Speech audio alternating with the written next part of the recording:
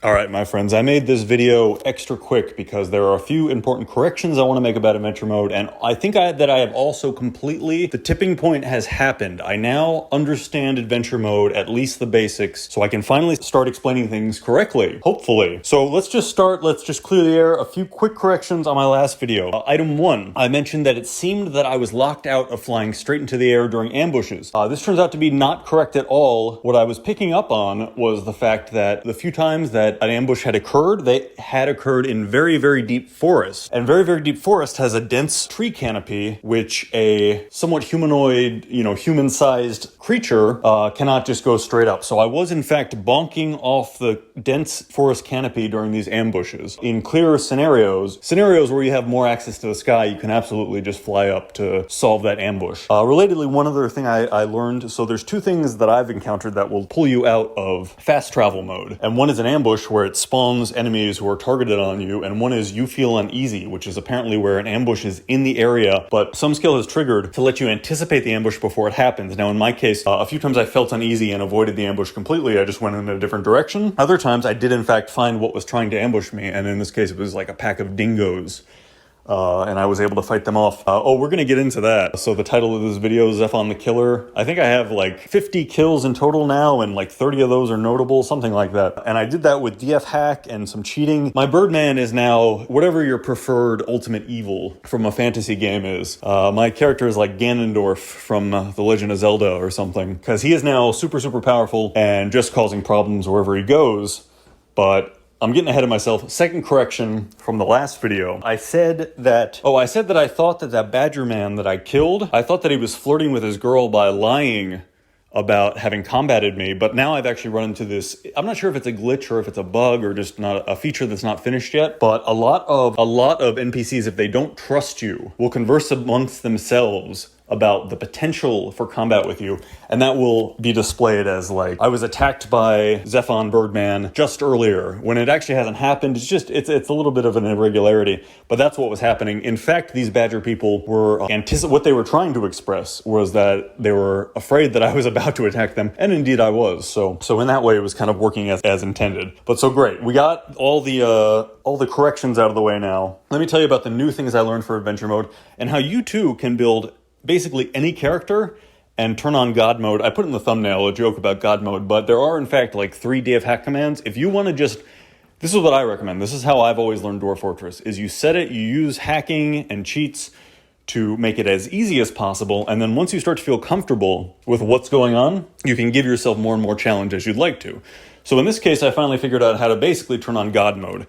And we're going to talk about that. I'm going to put it up on the screen, hopefully right here. The 3 or so commands that I've been using that make it pretty impossible to lose. And the first one, the easiest one maybe to understand, is just full heal. You type in full-heal, and as long as you are targeted on your character with the Z key, at least on the version I'm using, as long as you are in your character's menus, it will absolutely heal all injuries. It will also cure thirst and hunger. And so anything that is threatening your adventurer, will be reset completely by full heal in DFHack. So that's really fun. That's got me going. That's made things a lot easier. Now, the other 2 DFHack utilities that have caused me to completely crack open Adventure Mode, and now no one can ever mess with my Birdman ever again. He gets whatever he wants.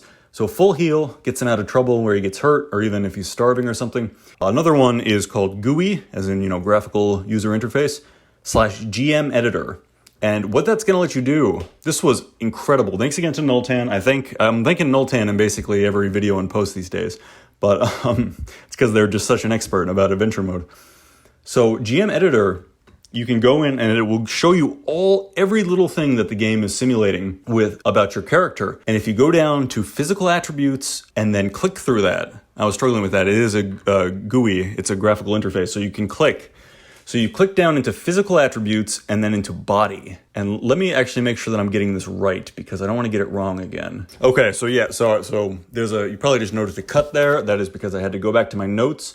So yeah, you're gonna go into GM editor and then scroll down towards the bottom, and in body, you can click through into something called physical attributes. And it's gonna give you some hexadecimal crazy programmer nonsense That's okay, because you can click through again and you can get the actual value for your strength, agility, intelligence, all of your main stats. And what I went ahead and did, once I had clicked through all these menus using GM Editor, my strength was like 1329. I set that to 9999. I did the same with my agility and my endurance. This is a good segue. So the reason I did that, I was having a fine time. I was doing okay. But in my previous videos, Noltan mentioned, he was like, hey, do you realize you're like super over encumbered? Your speed is tiny. The reason you're getting hurt in combat is like, so speed, I think I've mentioned this in other videos, but just to make it clear, it counts as a tick in the game. Every time you do something with your speed, so if it's like 0.0193, everything else in the world moves at a ratio of as though the world is moving at a value of 1 speed. So if you have 0.01, say for example, so that's 1% of 1, of course. So every time you try to move, including combat, so if you try to swing your axe or anything, the rest of the world with their own,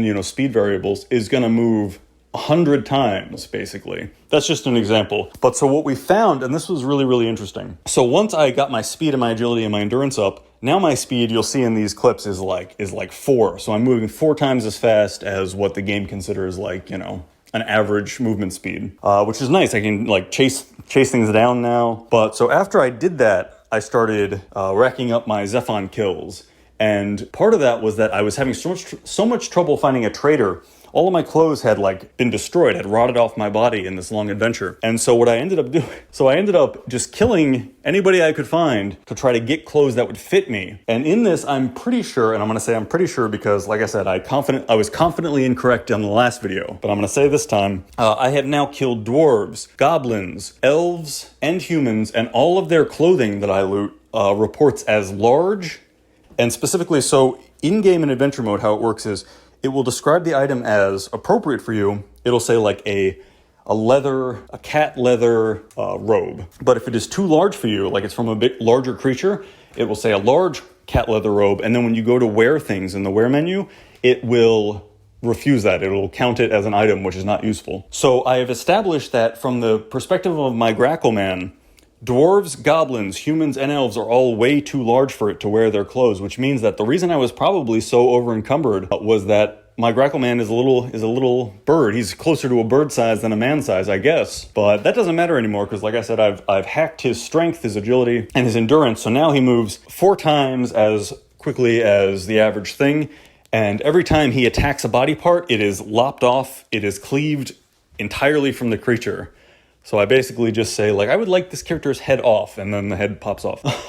We are, now that Grackle Man is truly indefatigable and indefeatable, we are just going all over the continent trying to see what's up. I'm going to try to collect some legendary items, The quest mechanism of this game is that you'll hear rumors about some terrible monster, or some bandits, or something nearby, and they'll give you a direction to head, and they want you to go be an adventurer and solve it for them, go be a hero.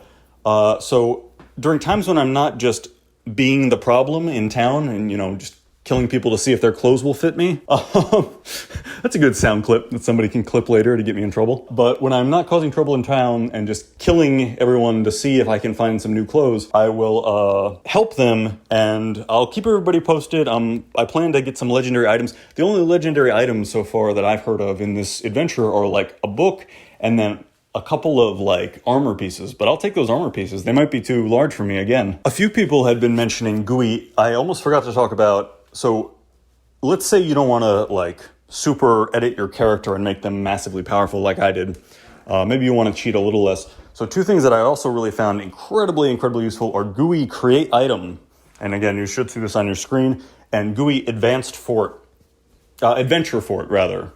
I'm sorry, it's not Advanced Fort. So GUI Adventure Fort. And what that does, and a few people have recommended this, thanks as always, I'm going to thank Saltwater Aquifer, again, one of my oldest friends on this channel in terms of good advice about Dwarf Fortress. They mentioned as well, a lot of people were mentioning, you got to get GUI Advanced Fort going. But so GUI Advanced Fort lets you dig through, I'll try to leave a screenshot here, lets you dig like a dwarf, lets you set up other workshops. Because I've learned how to dig, I've actually collected some valuable gems, and I think I might set up a gem cutter workshop if I can with Advanced Fort. Again, this is not, I keep saying Advanced Fort, but I mean Adventure Fort. Adventure Fort, so the only workshop in adventure mode right now in the current version 47 is the Carpenter's Workshop to set up wood things. Adventure Fort lets you do most of the things that you can do in a fortress, so I'm thinking I might that can be a source of passive income. I can find gemstones and practice cutting them myself. You'll see in this gameplay too, my skill set is getting crazier and crazier. I practiced telling jokes, I practiced flattering people, I'm getting good at the conversational skills as well. What was I gonna say? Oh, but so create item is really, really cool. And if you, for example, if you wanna make use of Adventure Fort, then you might wanna create yourself a nice masterwork steel pickaxe like I did, which is now also one of my favorite weapons. One last thing before I stop on Adventure Fort. You're gonna have to explore these on your own in DFHack, but one last thing I wanted to say about, so I was really struggling so the way that Adventure Fort works is that it gives you all of the things that a dwarf might normally be able to do in Fortress mode, and you have to toggle between them with, in my version, it's capital T and capital R. And then once you have chosen what you want to do, dig a channel or do something like that, you have to have the item, you have to have the correct tool equipped, which in my case was a pickaxe. And then when you have the correct tool equipped in your dominant hand, which for mine is a right hand, I'm not sure if you can even have a left-handed character, but I did test it and it seemed that it wasn't picking up on me having the pickaxe in my offhand. But so I put the pickaxe in my right hand, and then you have to move carefully, this opened up a whole other thing to me in Dwarf Fortress. So in addition to sneaking in adventure mode, you can also move carefully, which is you hold down Alt and then also, do the directional keys. And if you hold down Alt and do directional keys with DFHack's Adventure Fort open, then it will dig through and it will treat you more like a dwarf in Fortress mode than in Adventure mode. I hope that made sense. I'm sure that it didn't. But if you can pull up, use the lazy new pack. I made a recent short about how to get the lazy new pack and do all this stuff.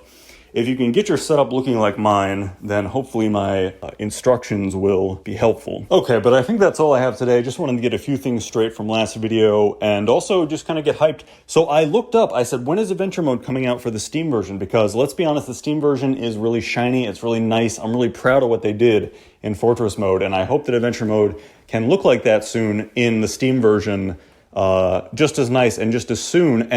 But every time I look up when it's coming out, the same kind of argument and depressed kind of mood develops where some fan says, the team said that this will be done by the end of this year, which is 2023, so coming up pretty soon. And then someone else says, yeah, but I forget exactly who it was, but one of the brothers, one of the creators was like, yeah, well, we could release it this year, or we could add in a bunch of new stuff, and who knows when it'll be done. And then the mood in the forum is like, oh my god, please just give us Adventure Mode instead of adding more things.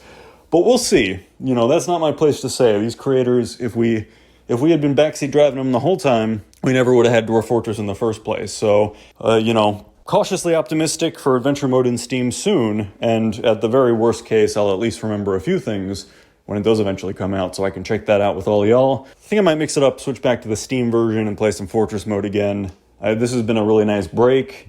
I'll keep Gracon's saves on file, though. He'll be around forever. And if anything funny or interesting turns up, I will definitely share that with all y'all. I think that's really all I have to say today. So if you made it this far in the video, thanks as always for interacting however you can. If you haven't subscribed, feel free to subscribe. I think everybody's subscribed at this point, honestly. And just like and leave a comment if you can. If you like this video, dislike it if you disliked it. And yeah, thanks again, everybody. I will catch you in the next one.